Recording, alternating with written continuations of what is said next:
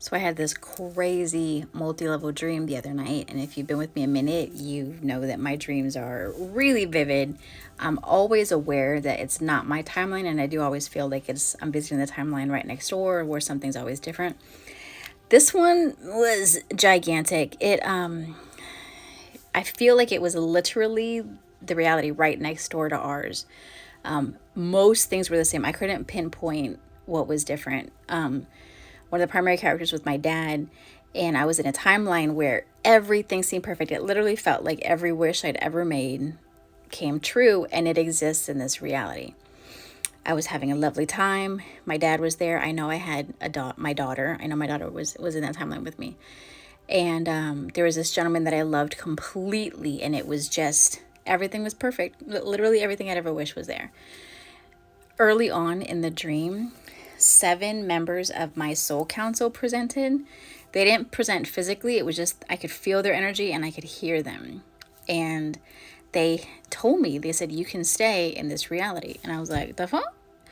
And they were like, yeah, you can stay in this reality. I was like, okay, what do I have to do to make that happen? They're like, you would have to hand over your flesh card. I was like, my what? They're like, your flesh card. I'm like, what is a flesh card? What is that? And instinctively, I pulled out from my left pocket a card that felt like leather. It was a little bit smaller than a postcard and a little bit bigger than a business card. But I knew that it was made of me, so it might have been made up of my flesh. It's interesting. Anyway, so I was like, what is this? And they're like, it's your flesh card.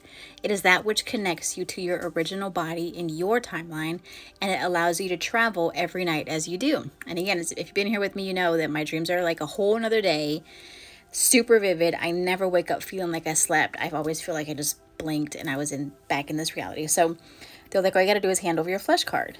And I was like, all right, hold on. You got to show me that this life is going to be perfect, though. Like, I'm not trying to be here for one moment and then, like, tomorrow I get hit by a car and I'm a quadriplegic or something for the rest of my life. Like, I need you to show me the whole life. So they showed me the whole rest of that life, and sure enough, it's perfect. Like, I got to live every wish and dream I ever imagined in that timeline. And I was like, bad. And then I thought about staying there, and I thought about the people I love. I went down the line. My son, he's going to be 20 next year. I'm like, okay, he's a wholly good human. He's solid. He'd only be 20, but okay, as a human, he'd be fine. Went to my daughter. She's a spicy baby girl. I was like, I mean, she's only 16. That would really suck for her, but there's so many things that she could learn about kindness and love and appreciating your family if I exited right now. All right, good. Went on my mama, like, okay, she needs a lot of help. However, she's a whole grown out woman, and she's lived her life. Whatever's going to happen is going to happen. And went down the major players in my life, and I was like, bet they'd all be fine.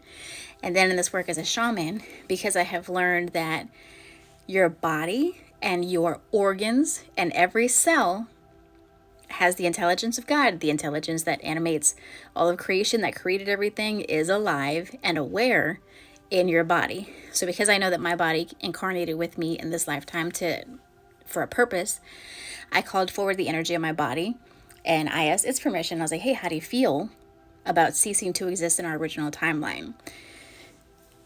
What was interesting was that my heart presented kind of like it was the main speaker for my body. And my heart presented, if you were to get the sun and condense the sun into a bowling ball, that's the energy. It was so much energy emanating off of my heart. And I asked my heart, I was like, hey, I got to ask you a question. And that my soul council said, because I asked it, like, how would it happen? And it said, your heart would cease to beat.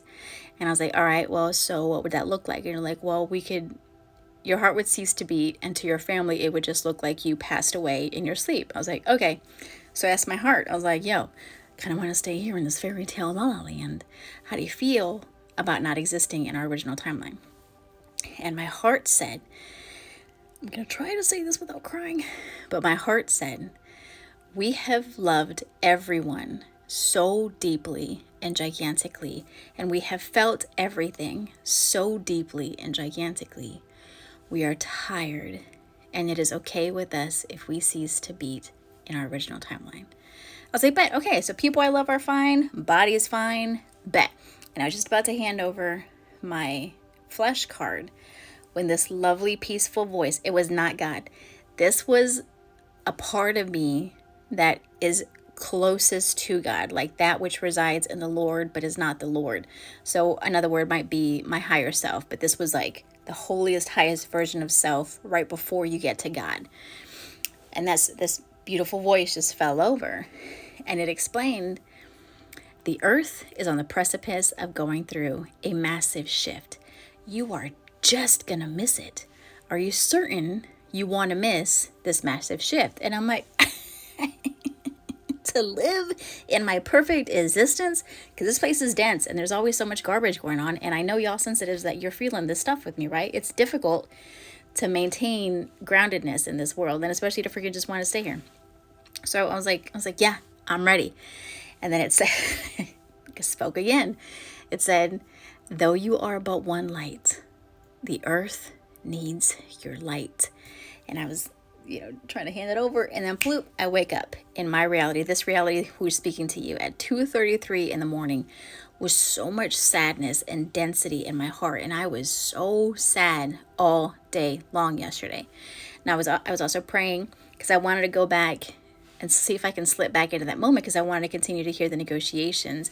But it was interesting that, my counselor, or the higher self, was like, yo, the earth, you're just going to miss it.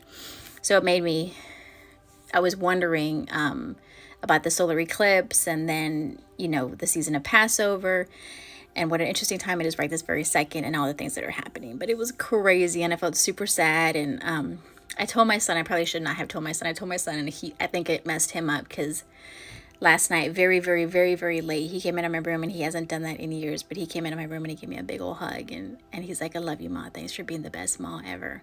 And I was like, I love you. Thank you for being the best son ever. And I think I just, some things I should keep to myself, or like tell my girlfriends. I did tell my girlfriend, who's a hypnotherapist on here, and she uncovered a lot of things that I still need to heal with in myself. We went through it. I've talked about her here. She's Laura. She's at I believe it's Lightwise with Laura on here.